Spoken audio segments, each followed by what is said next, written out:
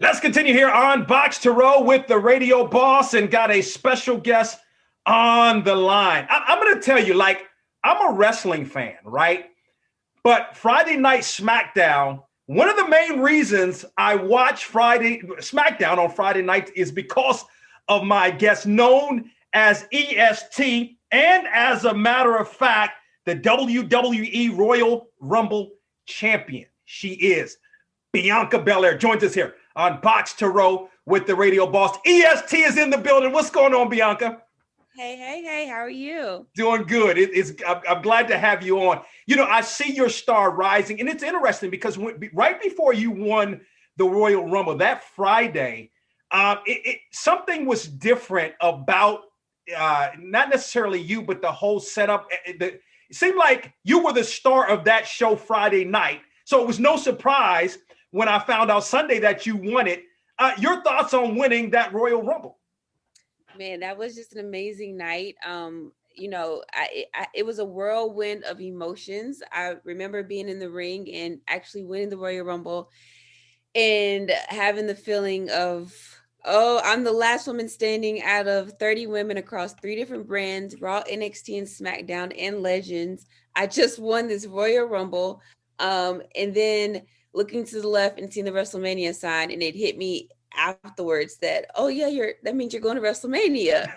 So it was like I knew that if you won the Royal Rumble, you were punching your ticket to WrestleMania. But when you're in the Royal Rumble, it's such a long and grueling match that you're trying to throw people over the top rope, and someone's trying to throw you over the top rope, that you can't think about too many things at once. So when I finally won, that was the only thing that was in my mind was, hey, I just won. This is great. And then I looked to the left and I'm like, oh yeah, I'm going to Mania. This is amazing. So I was on cloud 9 and just I was vulnerable in that moment, and all this tough exterior of I'm the EST and I'm strong and I'm the strongest and the toughest and the roughest and the quickest and the greatest and the best. All that just came tumbling down, and I would just cried, and I thought about my mom, my dad in the moment, so I shouted them out. And I think that's what I let everyone in, and everyone felt like they were a part of the moment with me, which is what I love about that moment. 56 minutes in the rest. I mean, no matter what you do, that's a long, and we'll talk more about that. That's where your track training comes into play, right? We'll talk a little bit more about that. But like, your parents were super excited for you, right? So I saw a video, something your dad said or something happened there, right? Oh yeah, my parents are my biggest supporters. They've been riding with me for forever.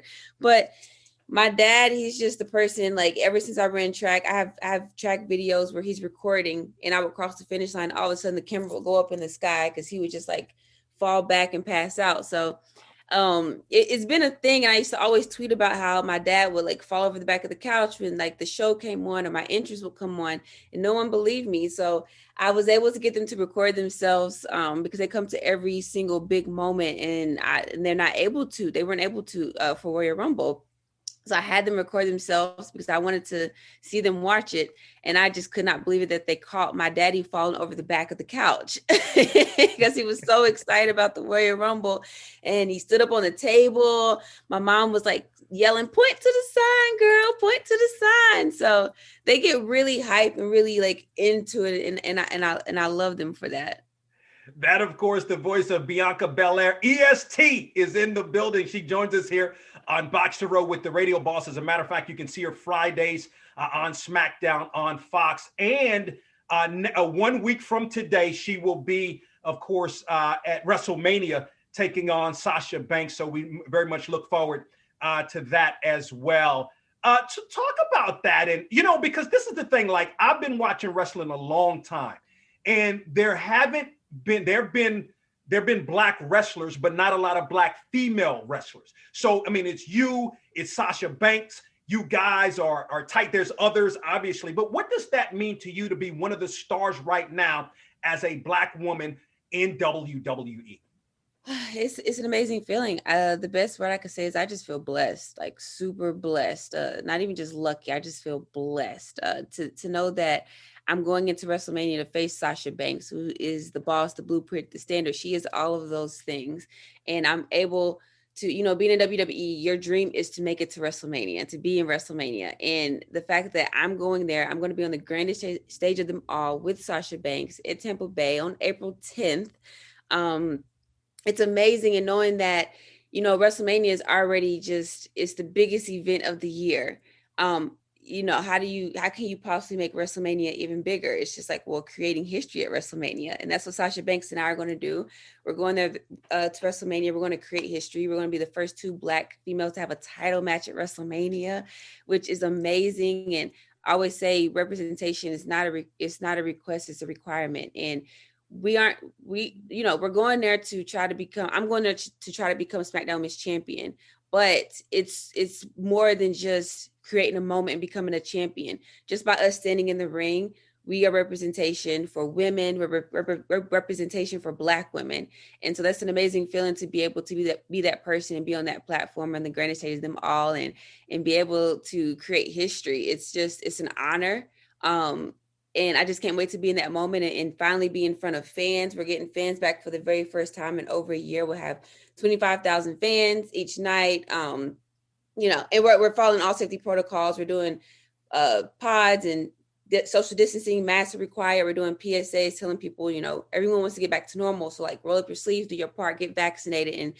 And that's what we're doing. We're trying to get back to normal with WrestleMania, and just being able to be on that platform with Sasha Banks. It's going to be a magical night, and to be able to create history and be representation, it just brings so much more purpose to WrestleMania. No question. For you, talk about your meteoric rise. Like, I mean, what was it? Maybe 3 years ago, you were in NXT, and but you've gone. I mean, you've just continued to rise to the point that now, I mean, you're one of the most popular wrestlers on Friday Night SmackDown, and it's on Fox, by the way. I can't even speak about how huge that is. I mean, cable's cool, but Fox, that's network television. Yeah, when I actually got drafted to SmackDown last year, so I've been on SmackDown less than a year, and so it's crazy to think that being on SmackDown for less than a year, I'm already going to WrestleMania. And I was in NXT since 2016, and it's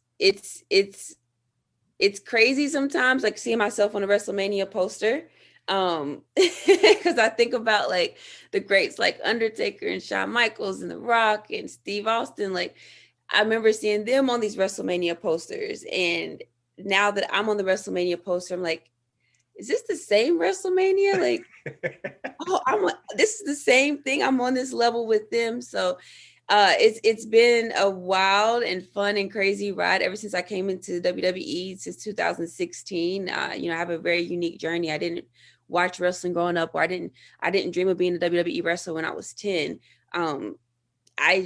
Wrestling found me, and it's completely changed my life around. So to be someone who never imagined being a WWE wrestler, now I am a WWE wrestler, and I can't imagine myself doing anything other than this now, because I've just completely fallen in love with WWE, and I'm so passionate about it. So it's I just feel blessed to be the one in this position, to be at WrestleMania, to now be on Fox, which is a big deal. They say SmackDown is a land of opportunity, and I think that I've proven that true ever since I've gotten to SmackDown.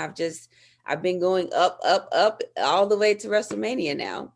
No question. A couple of years ago, I had Alexa Bliss on the show. I asked her, well, how does one go from being a cheerleader in college to WWE and at the top of the game? So I'm going to ask you the same question. How does one go from being a track star to WWE? I'd say for me, it's just all about starting over every single day and moving forward.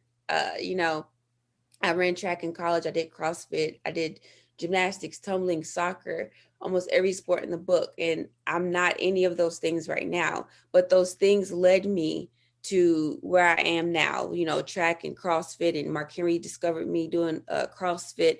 All of those things led to where I am now. So it's all about moving forward. And I always say, whenever what's going to be for you is going to be for you. No one can take that away, but you have to make sure that you put yourself in a position where when that opportunity presents itself, that you're prepared for it. So I always say you never know who's watching you. So you always got to show up and show out, even when you don't think anyone's watching you. Because I was doing CrossFit and I had no idea Mark Henry was going to see a video of me. But I was showing up and I was showing out. I was moving forward. I was trying new things. And for me, I didn't know that wrestling was my dream. And so I had to just keep moving forward and opening myself up, making sure I was available for any opportunity that came my way. And that's what happened for me. And when Mark Henry contacted me and asked me, had I ever thought of being a WWE wrestler? I was like, this is either too good to be true or this is the perfect fit for me. But he also was very adamant on, I can get you a tryout, but I cannot get them to hire you. I can't get them to like you. You have to do that. You have to do that for yourself. So for me, it was just, this is the opportunity and I have to move forward and I have to go in and give 100%. And for some people, they knew that wrestling was their dream. And so they just stuck with it and they kept going after it no matter what. For me, it was just something where I say, you just keep moving forward. Just always keep moving forward. You never, whatever direction you go, you want to go forward because you're eventually going to get to your destination and whatever it's going to be for you is going to be for you and it will find you, but you have to be ready for that opportunity.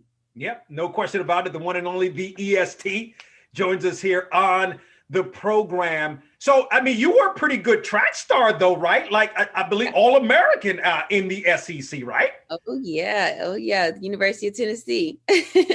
Yeah, I mean, so that's the home, because you're from that, so that's the hometown school. Can you speak to that and being able to be a star at the hometown school? Yeah.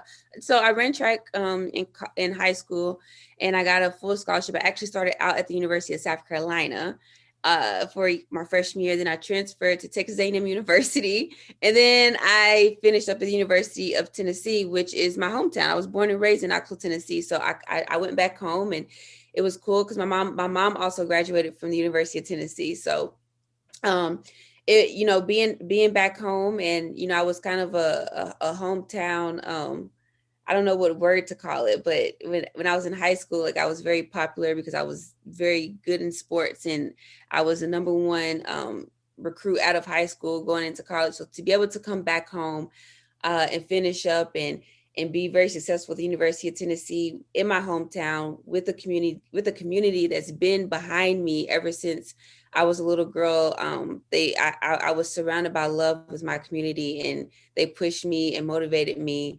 And so to go back home and finish it up there in that community, it's Knoxville is my home. It's my heart. And I'm always going to be a Lady Vol for life. So that's till the day I die.